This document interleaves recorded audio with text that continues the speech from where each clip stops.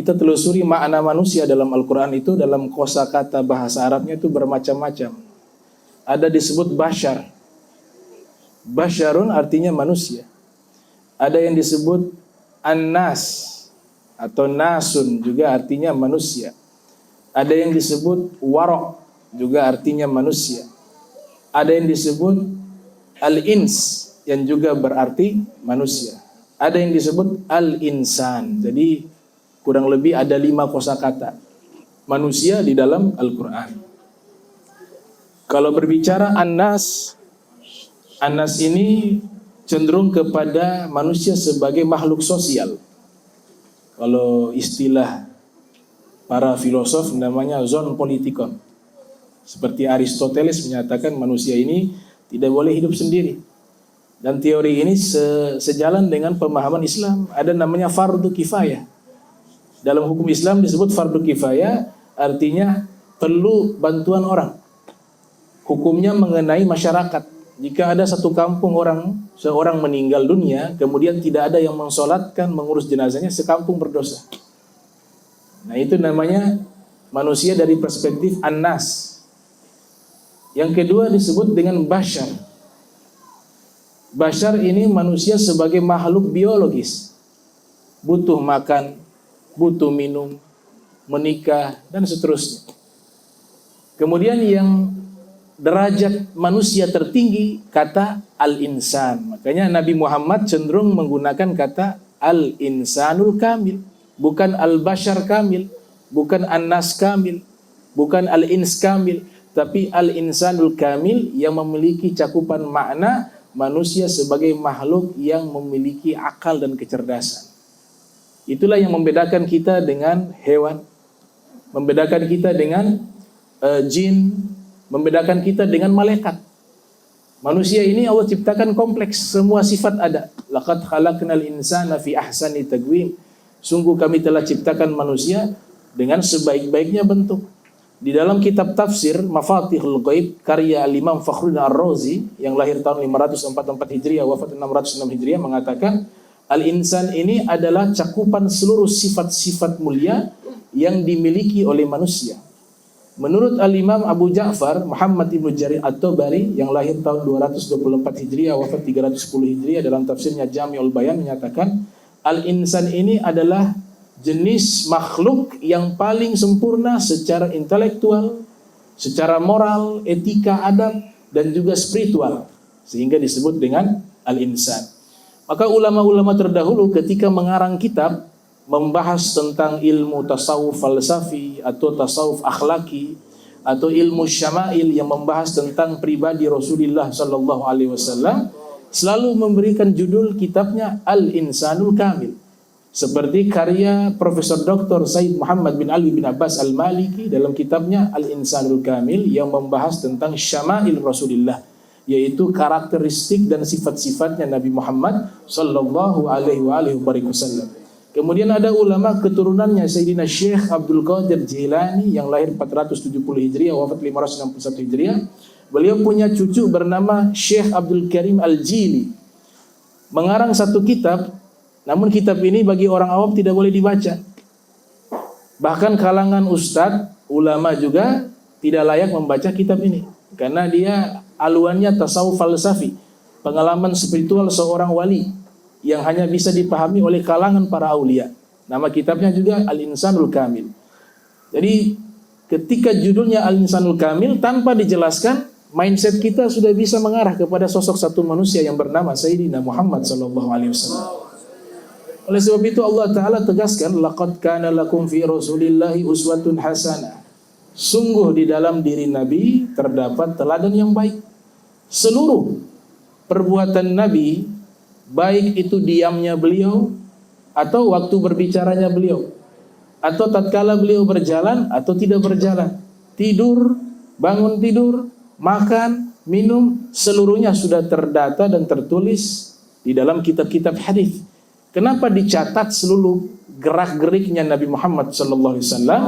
Karena seluruh perbuatan beliau itu adalah sumber kebaikan, sumber kemuliaan, teladan yang paling sempurna yang sudah dilegalisasi oleh Allah Subhanahu wa taala di dalam firman-Nya, uswatun hasanah.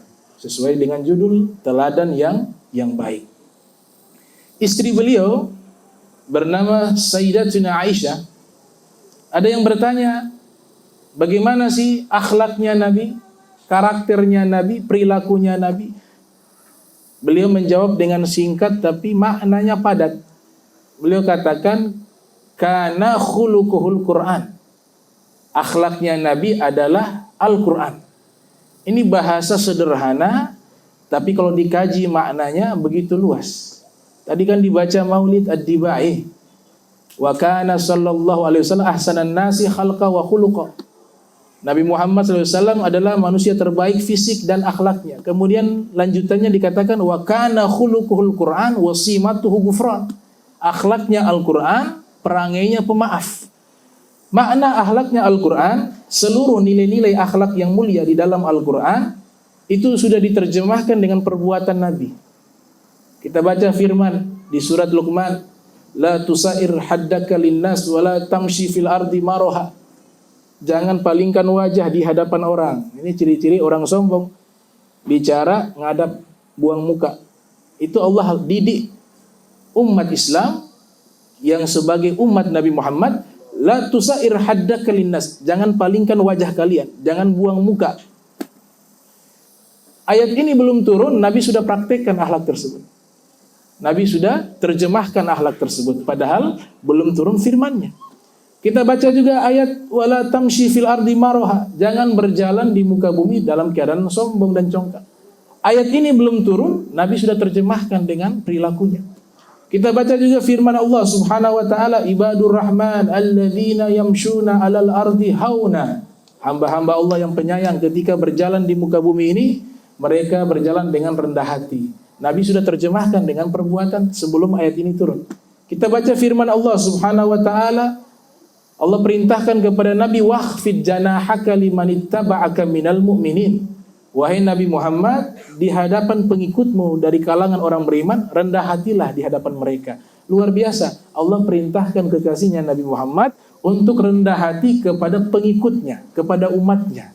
Ini akhlak Al-Quran sudah diterjemahkan oleh perbuatan dan perilaku Nabi Muhammad sallallahu alaihi wasallam, sehingga muncul itu ucapan bahwa Al-Quran yang berjalan itu adalah Nabi Muhammad.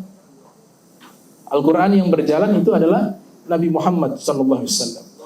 Dan Al-Quran ini saudara-saudara sekalian disebut oleh para pakar hadis Sayyidul Qutbi. Nabiyyun azim khuluquhu al-khuluqul ladzi azzama alladzi lahu rahmanu fi Sayyidil Qutbi. Nabi yang agung, yang akhlaknya itu sudah Allah puji di dalam Al-Quranul Karim, yang dimana sudah termaktub di dalam pemimpin kitab, yaitu Al-Quran. Nah, Al-Quran ini saudara-saudara sekalian, pemimpin kitab suci, Allah harus turunkan kepada pemimpin para nabi. Maka kalau diberikan kepada nabi-nabi yang lain, tidak akan mampu bisa menahan begitu besarnya kebesaran atau magam Al-Quran, sehingga Allah sifati gunung pun tidak mampu memikul Al-Quran. Lau anzalna ala hadzal Qur'an ala jabal la ra'aitahu khashian mutasaddian min khasyatillah. Seandainya kami turunkan Al-Quran di atas gunung, gunung akan tunduk. Sebagian ulama tafsir mengatakan mutasaddian maknanya hancur lebur. Jadi gunung yang begitu kokoh, kalau seandainya Allah wahyukan Al-Quran dan gunung bisa menampung wahyu tersebut, gunung akan hancur. Maka manusia biasa tidak boleh menampung wahyu ini, tidak akan mampu. Hanya satu manusia yang sudah Allah ciptakan secara khusus bisa menyaring dan menampung firman Allah, yaitu firman Al-Quran, yaitu Nabi kita Muhammad sallallahu alaihi wasallam. Makanya terjemahan Al-Quran secara definisinya itu kalamullah. Al-Quran itu firmannya Allah, bukan karangan siapa-siapa. Al-Munazzal ala qalbi Sayyidina Muhammad sallallahu alaihi wasallam, yang Allah turunkan dan Allah masukkan ke dalam hati Nabi Muhammad sallallahu alaihi wasallam. Al-Manqul bitawaturi at-ta'abbud bitilawati, diriwayatkan secara mutawatir. Artinya dari banyak orang yang meriwayatkan, sehingga kalau kita meragukan keaslian Al-Quran, satu ayat pun itu bisa bahaya keimanan kita. Jadi kita harus yakin prolog dan mukaddimah Al-Quran Allah nyatakan la raiba fihi. Jangan ragu dengan isi Al-Quran. Kalau kita ragu satu ayat, maka ini keimanan kita bermasalah. Sebagian ulama mengatakan bisa keluar dari Islam dan dia harus kembali, kalau masuk Islam harus syahadat kembali dan bertobat. Karena kenapa Al-Quran ini kalau kita tidak percaya mengeluarkan kita dari keimanan? Karena Al-Quran ini originalnya, otentiknya itu terjaga, diriwayatkan dari generasi ke generasi dengan jumlah yang sangat banyak, bahkan lewat hafalan. Inna nahnu nazzalna dzikra wa inna lahu lahafidun. Kami turunkan Al-Quran dan kami pula yang menjaganya. Ini bentuk subjek, pelaku. Hafidun itu artinya orang yang menjaga. Lewat mana? Lewat hafalan. Maka itu mukjizat, saudara-saudara sekalian. Kita di Indonesia tidak tahu arti Al-Quran, tapi banyak yang menghafal Al-Quran. Tidak tahu arti, tapi mudah untuk menghafal. Berbeda dengan buku-buku lainnya. Untuk kita hafal sulit. Tapi Al-Quran begitu mudah. Setiap generasi ada penghafal Al-Quran. Bahkan data terakhir mengatakan di Indonesia ini kurang lebih ada 2 juta penghafal Al-Quran. Nah ini bukti bahwa ini Al-Quran Allah jaga, otentiknya terjaga, tidak ditahrif, distorsi, dirubah, diganti. Allah jaga dari awal sampai akhir. At-ta'abbud bitilawati, membaca satu huruf bernilai ibadah. Al-Quran, man qara'a harfan min kitabillah falahu bihi hasanatun wal hasanatu bi asyri amsalihha. Nabi mengatakan siapa yang membaca satu huruf dari Al-Quran diberikan satu pahala. Nah satu pahala ini dilipat gandakan menjadi 10 kali lipat. Alif lam mim, kata Nabi. Saya tidak mengatakan alif lam mim satu huruf, tapi alif satu huruf, lam satu huruf, mim satu huruf. Jadi dapat 30 kebaikan. Yang menarik, Nabi memberikan satu ilustrasi menggunakan alif lam mim. Padahal alif lam mim itu tidak ada arti dalam Al-Quran. Kalau kita lihat di tafsir mengatakan Allahu a'lam bimuradi. Allah lebih tahu maksudnya. Jadi kita membaca Al-Quran tidak tahu arti, sebagaimana contoh yang Nabi berikan, itu sudah dapat 30 pahala. Kalau tiga huruf. Bagaimana kalau tahu arti dan mengamalkan? Maka kita akan dapat lebih daripada pahala tersebut. Nah ini Al-Quran yang menerjemahkan perilaku Nabi Muhammad SAW, dan Nabi sudah menerjemahkan Al-Quran dengan akhlaknya, dengan akhlakul karimah. Al-Mabdu bi suratil Fatihah. Nah Al-Quran ini surat yang paling awal adalah surat Al-Fatihah. Al-Makhtum bi surati An-Nas, ditutup dengan surat An-Nas. Saudara-saudara sekalian, kemudian kita tadi sudah lihat bagaimana Pak Sekda mengatakan kalau mau cari teladan tidak perlu jauh-jauh. Kita lihat kepada Nabi kita Muhammad sallallahu alaihi wasallam. Beliau sudah lengkap berbicara tentang keteladanan beliau di dalam mengurus negara, masalah ekonomi. Beliau teladan di dalam masalah ekonomi karena beliau bukan hanya sebagai seorang nabi, juga sebagai pemimpin, sebagai guru. Teladannya ikut Nabi Muhammad. Nabi Muhammad katakan innama bu'istu mu'allimah. Saya diutus ke dunia ini sebagai mu'allimah, sebagai guru. Kita mau teladani Nabi sebagai seorang yang bisa membangkitkan semangat ibadah. Bagaimana Nabi berdakwah? Tidak setiap hari berdakwah. Kadang-kadang Nabi lihat, ini kita libur hari ini. Ditanya kenapa ya Rasulullah? Manusia punya sifat bosan, kata Nabi. Jadi beliau pakar psikis, pakar kejiwaan. Setiap orang yang bertanya kepada beliau, beliau menjawab sesuai keadaan jiwa seseorang. Ada seorang hakim datang bertanya kepada Nabi, "Ausini ya Rasulullah. Tolong berikan wasiat padaku wahai Rasulullah." Kata Nabi, "La taghdab, jangan marah." Pertanyaan dengan jawaban seakan-akan tidak sinkron. Ini minta wasiat, Nabi jawab bilang, "Jangan marah." Harusnya diberikan wasiat, kamu harus sholat 5 waktu, atau kamu harus puasa Senin Kemis. Nah itu jawaban yang sinkron dengan pertanyaan. Tapi Nabi ketika diminta wasiat, Nabi katakan la taghdab, jangan marah. Diulang lagi, ya Rasulullah, ausini, berikan wasiat padaku. Nabi katakan la taghdab, jangan marah. Diulang sampai 3 kali. Maka orang ini tersadar, pasti ada makna yang tersembunyi dari kalimat Nabi. Pulang ke rumah, dia renungkan ucapan Nabi, la taghdab, la taghdab, la taghdab, jangan marah, jangan marah, jangan marah.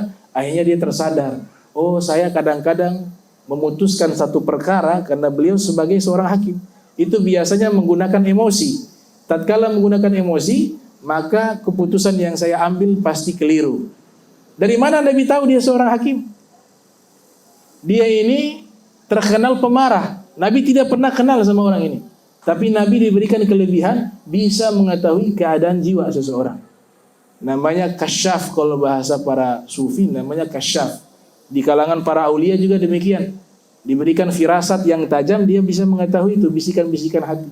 Ittaqu firasatal mu'min fa innahu yanzuru binurillah. Hati-hati dengan firasat orang beriman. Mereka melihat itu dengan cahayanya Allah Subhanahu wa taala. Nah, ini orang beriman. Bagaimana dengan pemimpin orang beriman Nabi Muhammad sallallahu alaihi wasallam? Oleh sebab itu wahyu yang Allah berikan kepada Nabi Muhammad sallallahu alaihi wasallam, kita hanya dapat di buku-buku Nabi dapat wahyu lewat Jibril. Biwasitati Jibril. Ternyata seorang ulama pakar sejarah Islam bernama Ibnul Qayyim yang lahir tahun 691 Hijriah, wafat 751 Hijriah. Beliau punya kitab Sirah Nabawiyah berjudul Zadul Ma'ad fi Hadi Khairil Ibad. Ini kitab Sirah Nabawiyah pendekatan fikih. Jadi beberapa kitab Sirah Nabawiyah ini banyak dia punya metodologi. Ada Sirah Nabawiyah dengan pendekatan hadis, seperti Sirah Nabawiyah Ibnu Hisham. Itu meriwayatkan riwayat-riwayat lewat jalur sanad hadis Nabi Muhammad SAW sampai kepada sahabat yang menjadi saksi mata bagaimana kehidupan Nabi Muhammad SAW. Ada juga Sirah Nabawiyah pendekatan tasawuf, seperti kitab-kitab Maulid ini campuran pendekatan tasawuf. Di situ menggambarkan bagaimana luar biasanya kebesaran Nabi Muhammad SAW. Di dalam bab awal itu menyebutkan unta yang tadinya jalannya sangat pelan, tatkala Nabi masih bayi, digendong bayinya Nabi, diantarkan dengan unta yang jalan yang paling pelan menjadi laju, menjadi kencang jalannya. Kenapa? Karena unta ini berbahagia, di atasnya ada Nabi Muhammad SAW. Nah, ini maulid Rasulullah SAW, pendekatan tasawuf. Ada maulid Nabi atau kitab Sirah Nabawiyah, pendekatannya adalah pendekatan analisis sejarah. Jadi setiap peristiwa yang terjadi dalam kehidupan Nabi Muhammad itu semua punya hikmah, punya ilmu, punya makna. Nah, ini seorang doktor di Suriah bernama Said Ramdan Al-Buti memiliki satu kitab berjudul Fiqih Sirah Nabawiyah. Setiap peristiwa yang terjadi dalam kehidupan Nabi kita Muhammad SAW, beliau ungkapkan hikmah-hikmahnya satu persatu.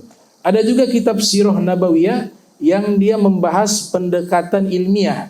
Nah, ini karya Muhammad Haikal, Sirah Nabawiyah. Namun buku ini juga kontradiktif, ya. Ada kalanya sisi baiknya ada, sisi buruknya juga ada.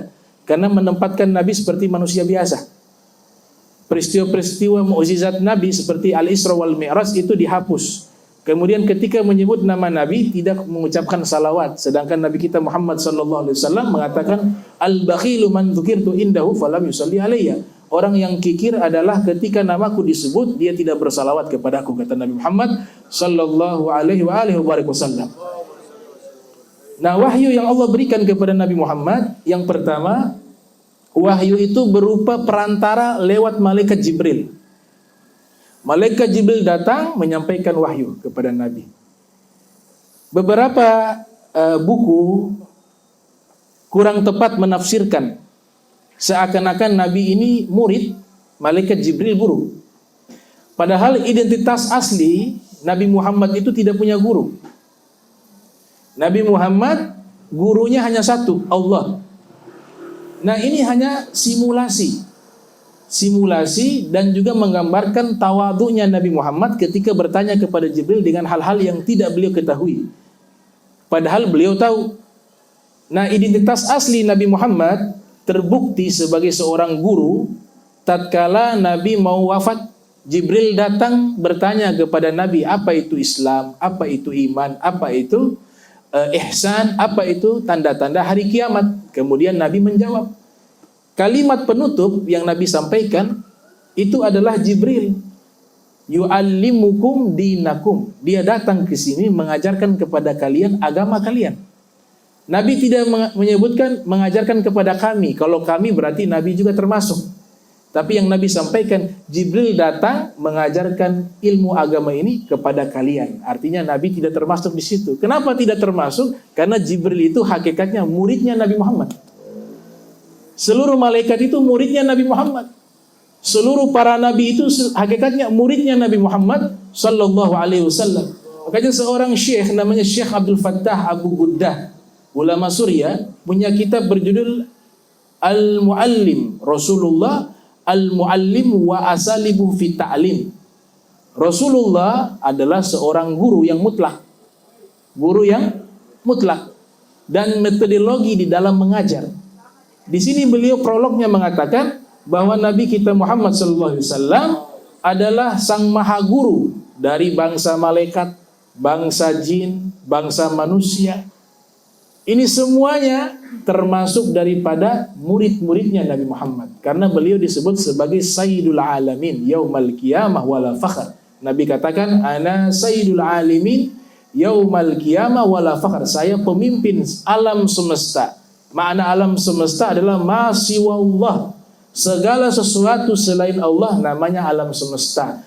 Imam Subki mengatakan termasuk di dalamnya jin, malaikat, manusia. Semuanya ini pemimpinnya satu, yaitu Nabi Muhammad sallallahu alaihi wasallam.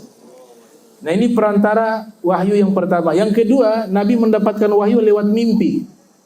Yang ketiga, Nabi mendapatkan wahyu dari Jibril dengan wujud asli. Jadi wujud aslinya Jibril Nabi lihat 2 kali. Waktu wahyu pertama, Iqra bismi rabbikal ladzi khalaq, Jibril menunjukkan wujud aslinya di hadapan Nabi. Dan dalam riwayat mengatakan wajahnya Jibril itu memenuhi langit, kata Rasulullah SAW.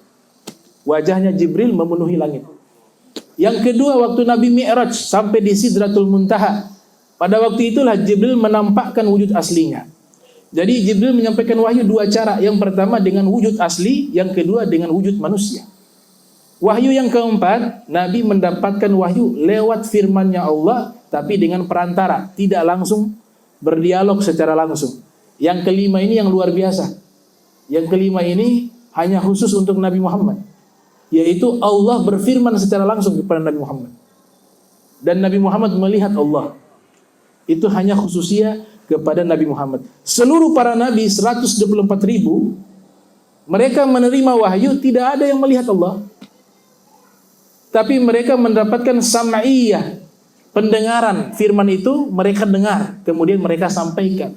Tapi kalau Nabi kita Muhammad sallallahu alaihi wasallam ada wahyu yang Allah langsung berbicara kepada Nabi tanpa perantara.